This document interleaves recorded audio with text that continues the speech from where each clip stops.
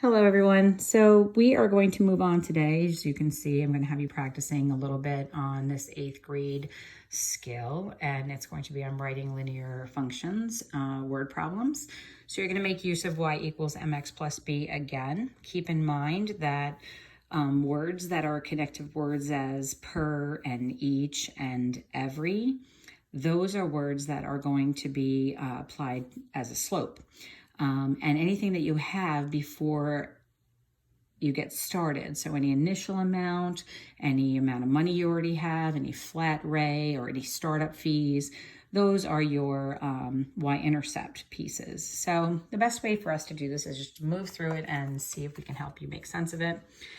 So Desmond uses 2 centimeters of tape for every present that he wraps.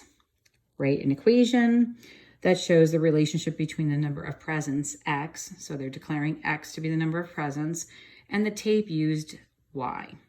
Now, it doesn't say that so much of the tape was already used.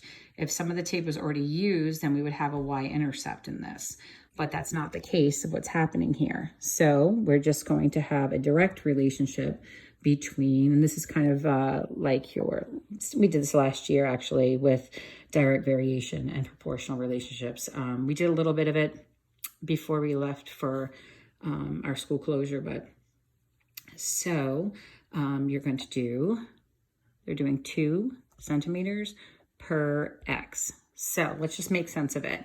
It's 2 centimeters for every present, and the y will be the total amount. So 2 centimeters per present. So if there's 1 present, that's 2 centimeters. If there's 2 presents, it's 4.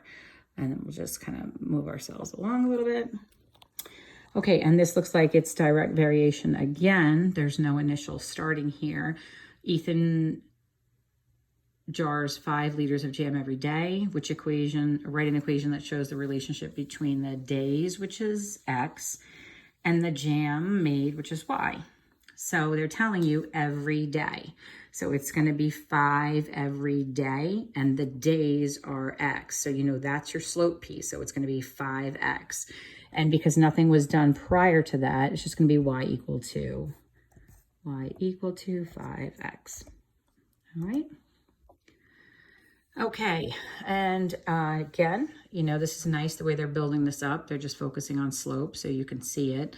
Mia earns $10 each hour. So remember what I showed you over here, like the words per, every, and each. Those are your connectors. That's your slope.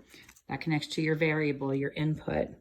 So Mia earns $10 each hour of yard work. Write the equation that shows the relationship between the time spent, x, and the amount earned, y. So we're still writing in y equals mx plus b form, and the y in this case is going to be money earned. She wasn't given some money before she started working. If she was, that would be a y-intercept. So she's just going to go straight up and get $10 per every hour that she works. Okay? All right, so now here, Liam already knew 3 appetizer recipes before starting culinary school. He will learn 1 new appetizer recipe during each week of school. Write an equation that shows the relationship between the number of weeks, x, and the number of appetizers, y. So again, you're looking for those key words. So the first thing is he already knew 3 of them. So in y equals mx plus b, I already know that the b is going to be the 3. Okay, so I wouldn't really advise you guys doing it this way, but I can go ahead and put my b in, which is going to be the 3.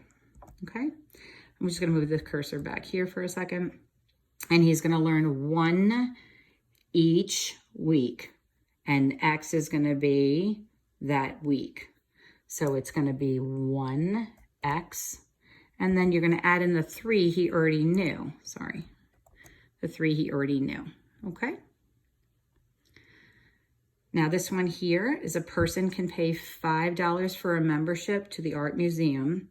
That's a flat rate, that's the initial rate, and then go to the museum for $1 per visit.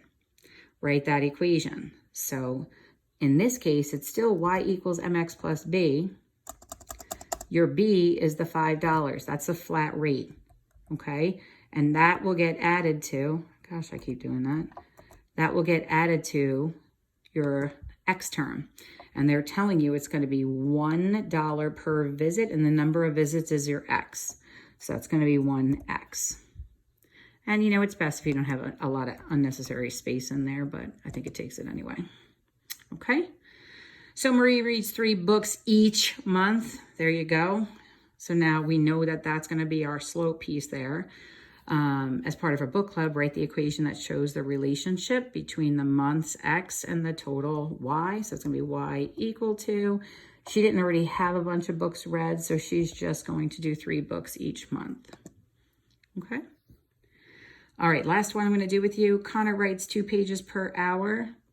Write the equation that shows the number of hours spent writing, X, and the total number of pages, Y. So if he already had some pages written, then you would have a y-intercept here, but you don't. So you're actually going to have a direct variation. So you're going to do 2 per page. Okay, or 2 hours, I should say, per page. All right.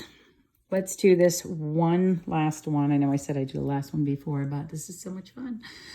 Gabe already has 1 plant in his backyard, and he can also grow 1 plant with every seed packet he uses. Write the equation that shows the relationship between the number of seed packets, X, and the number of plants, Y. So the total number of plants will be equal to, now they're going to do 1 plant every seed packet. So that's going to be your 1, and you can put that coefficient there if you want. It's not really considered simplified, but you can write it like that. So if you make that mistake, it's not a big deal. I think the program still accepts it. And he started with 1 already. He had 1 in his backyard. So he started with 1. Okay, so this is what you're going to do, and you're going to go as far as you can on this. 20 minutes or your highest score.